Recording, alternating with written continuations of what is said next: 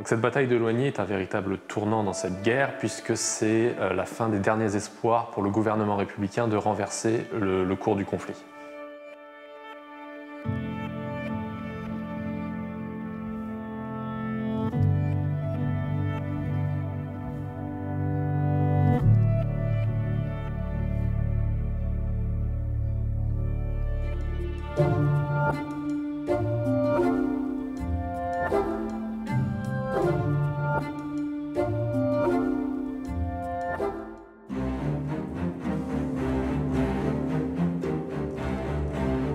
Pour l'armée de la Loire, l'objectif il est très clair.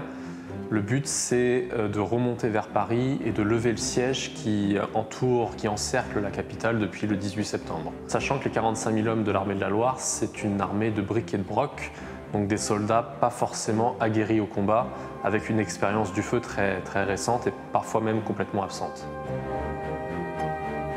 À un moment donné, l'artillerie française et la ligne de front française va se fissurer.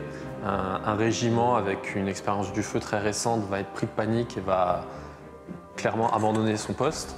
Et pour combler la brèche, le général de Sonis va essayer de ramener ses fuyards au combat en chargeant à la tête d'une petite troupe de 800 hommes, parmi lesquels on compte à ce moment-là 300 volontaires de l'Ouest, qui sont en fait d'anciens zouaves pontificaux. Cette charge va surprendre les Prussiens qui sont regroupés dans un petit bois, le bois des Zouaves. Ils sont bousculés, les Français vont réussir à atteindre les premières maisons dans Loigny, mais faute de renfort, ils vont devoir donc à ce moment-là battre en retraite. Et à ce moment-là, la troupe est décimée. Sur les 800 hommes qui reviennent, il y en a à peu près 2/3 qui sont tués ou blessés durant cette charge.